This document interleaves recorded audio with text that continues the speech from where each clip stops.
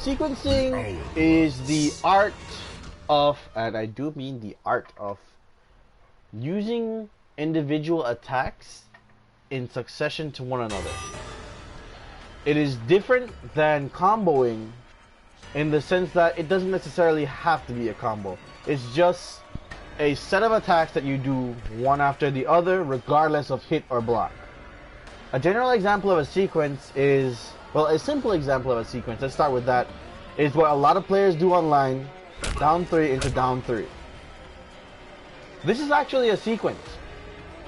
Every sequence in this game has a benefit to it. Every smart sequence in this game has a benefit to it. And sequencing is going to be how you make your attack selection.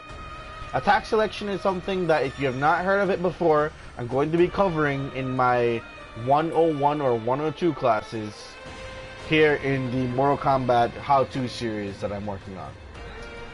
Sequencing has many uses for players that are either just learning the game or looking for ways to establish things.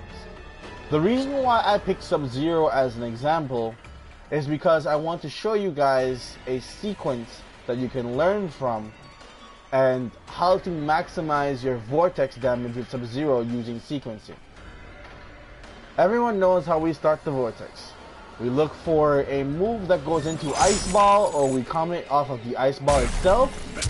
You jump in with 2 for maximum damage, and you hit the back 3-2 to perform a advantageous string that leads to plus 16 on black, 16 on hit. It's a guaranteed plus 16 every single time you loop the vortex and successfully land it. As you can see from the hit advantage in the corner under the red Sub-Zero, that's 16%. I mean, plus 16 on hit, I'm sorry. Again, different starter, same story, plus 16 on hit. Different starter, meter used, plus 16 on hit. Okay, so we've established that a sequence will lead to something like this. This is all one sequence, but you can also string sequences together to interact with the opponent. Sequences are very important to have the understanding of, because when you have segmented your offense in such a way that you understand the interactions, or you can dissect the interactions, it creates a dichotomy where you, the player, are now creating plays with your character as an extension of you. When you have established a sequence, you have moved yourself from the beginner level to the intermediate level immediately, because now you are in control of every action that you have performed. Going into this sequence here with Sub-Zero, as I've discussed in the 107 guide on how to scout a poke, it works the same in these situations here. I'd suggest that you watch this video before you go to the how to scout a poke video, but it will make a lot more sense. But that video will make a lot more sense after you've watched this 103 guide. We've established this sequence. What you want out of the sequence is to understand how many outcomes are possible from this sequence. In this situation, there are many outcomes that can happen, and we'll go over all of them here for the sake of you understanding how sequences work, and we'll go over a more simple or nuanced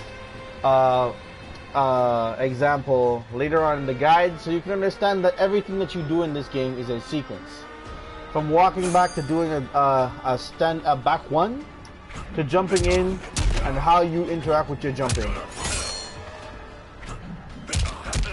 All of these are attack selections that, if you understand how long your sequence is, you mastered your character and you have learned when your opponent has a turn, when you have a turn, or when you can scout the opponent and see how they react to it.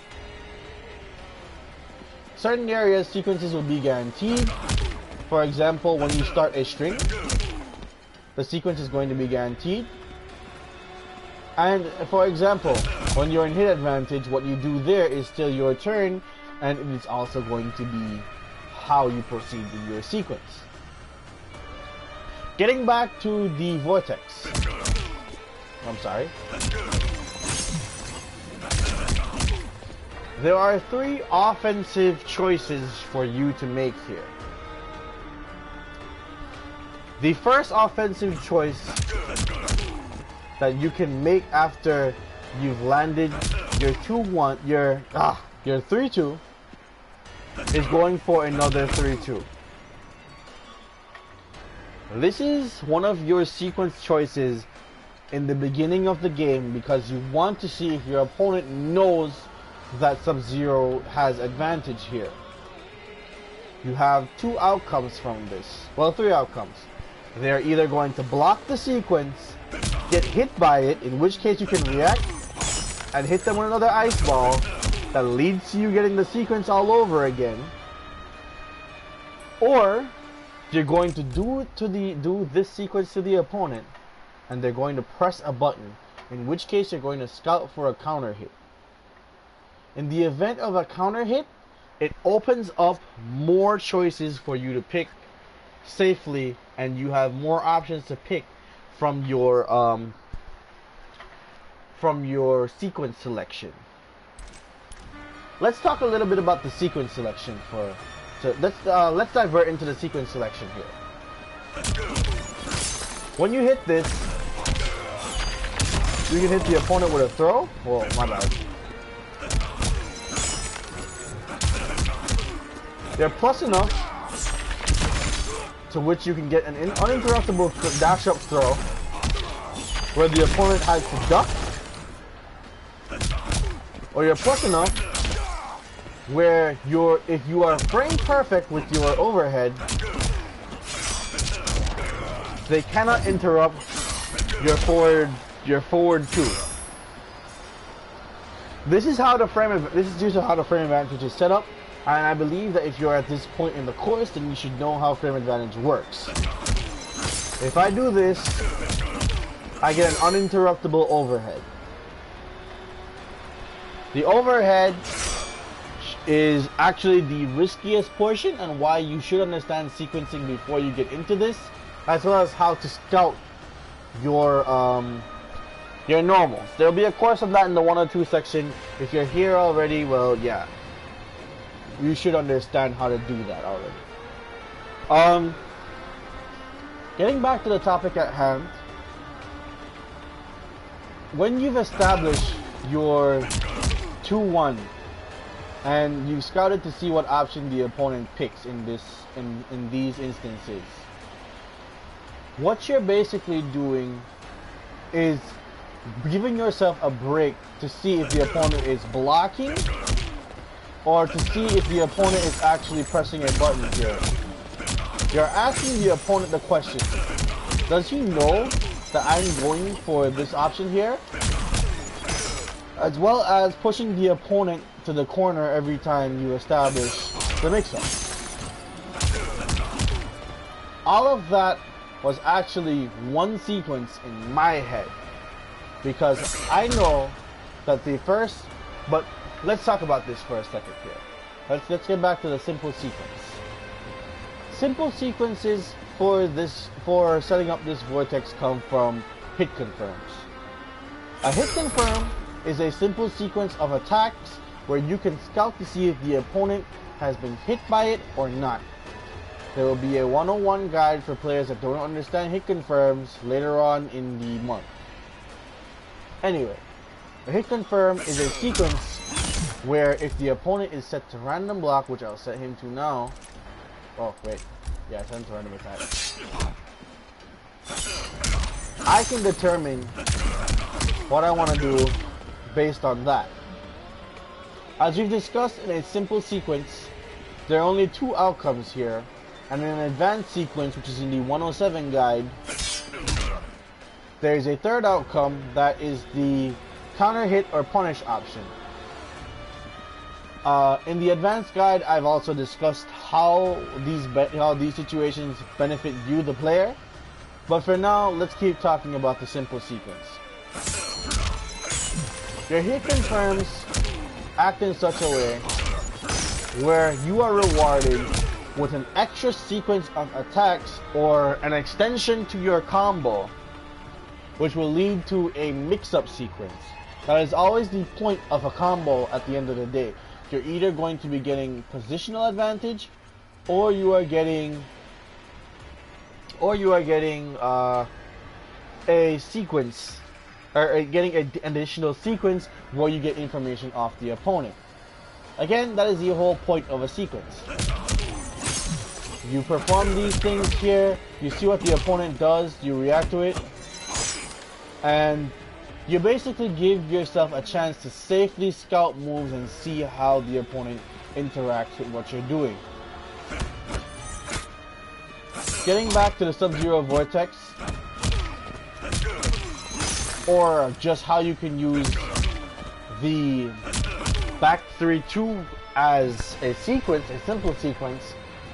Back 3-2 is safe on hit. It's -6. It leads to a strike throw mix-up for the opponent. Gets the choice. What you want to do with a sequence in the earlier portions of it is determine whether the opponent does a strike or a throw. I tell people in intermediate sets, use the rule of 3. The rule of 3 is pretty simple for those of you that don't know. Just do this 3 times. Find an instance where you can get this interaction where you're doing back 3-2 as many times as possible. And scout the opponent's option and how they react to it. The best way to set this up is usually off of a jump in, or maybe off of a knockdown. That's the best time to set this up and see how the opponent reacts to you doing these options. In an advanced match where you're playing against a high level to top tier player, I'd suggest doing this in the rule of 5. Whereas you're going for the interaction and you're going to see how they react to it more times than just that initial amount there. Basically what I'm telling you to do is block. After you've gotten your hit confirmed, block. In the event that it is blocked, obviously.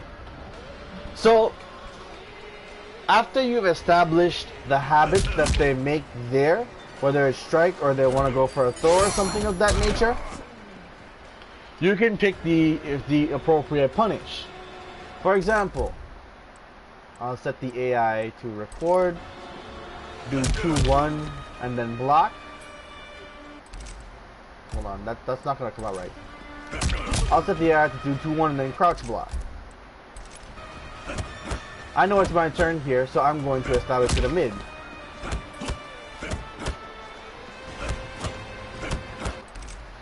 Okay, I've been given that information, and I know that after whatever string he is doing, it's my turn to play the game.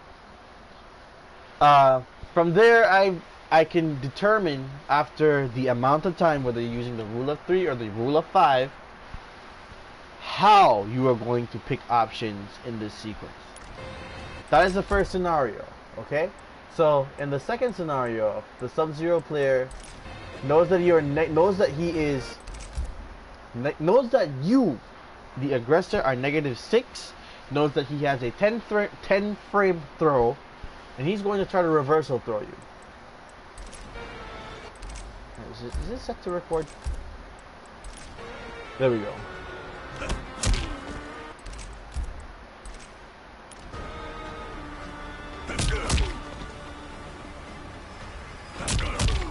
Alright, that's a low, I'm sorry.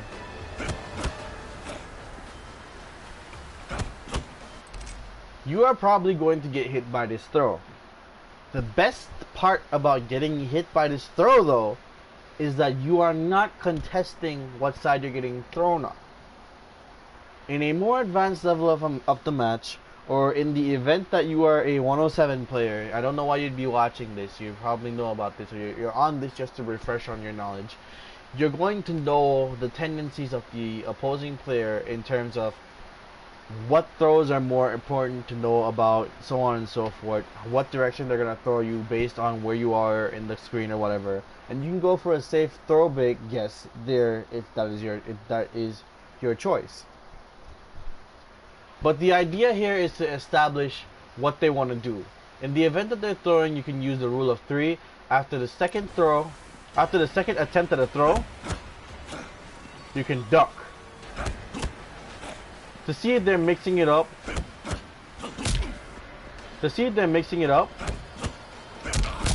or if they're going for, if they're actually conditioning you. If they do not duck, well, if the duck does not work on the third attempt to use the rule of 5. So after the fourth mix-up, what you're going to do is get hit by the throw again, or decide what way you want to take the throw, and based on that information, you are going to, on the 5th attempt, decide what the decision is going to be. In this situation here, I'm going to set the playback to random, because what I do after the block does not really matter. But yeah, you're either going to block or you're going to neutral duck. That's what you do on the 5th attempt. Getting back to the general idea of sequencing here though, the idea is to break up your offense in such a way that you yourself can digest what is happening. You can create bigger sequences the more you understand your strings and how the opponent is going to interact with these strings. Or you can keep your strings as small as possible based on your knowledge of the character. Sequencing is going to be the safest and best way for you, the player, to commit and interact with the opponent. It is the most honest way to play the game, and it's actually one of the easiest ways to establish certain patterns or scout the opponent, in a sense, in the game. Let's put what we've learned in sequencing all together, and I'll show you what some of the rewards that you may reap based on that. So in this hypothetical situation, you've used the rule of 3 2 times already, and you've established that the opposing player likes to throw. You've taken both of these throws, you've established the exact same mix-up a 3rd time, right? So here's what you're going to do now. You're going to add another sequence to this. The opponent likes to throw, so what you're going to do is you're going to go for a neutral duck and go for a throw punisher.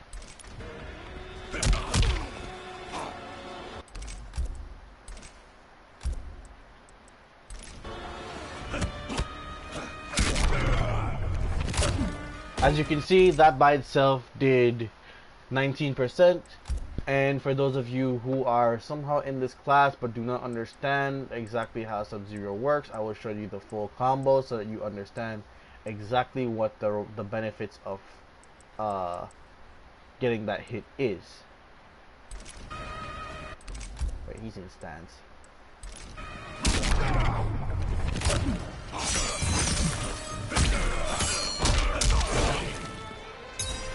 As you can see,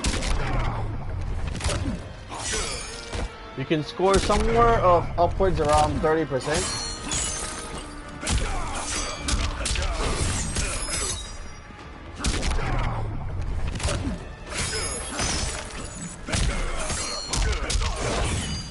I'm not, why am I failing this now that I'm recording? I'm not getting the dash. I'll show you though.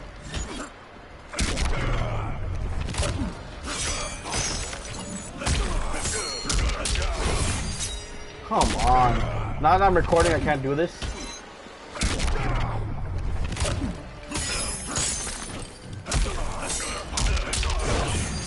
What?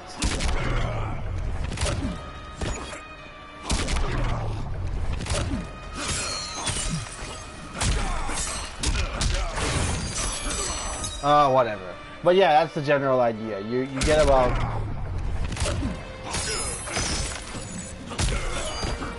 You get about 30%. You get over 30% if you're doing the entire sequence properly.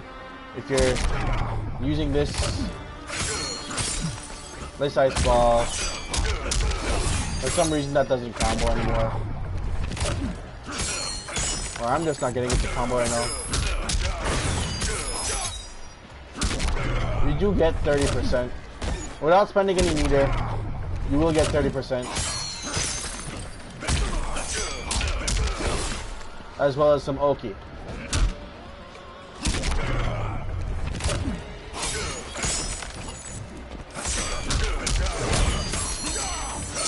Yeah, 36% if you're doing it without the jump in. If you're brave enough to do it with the jump in.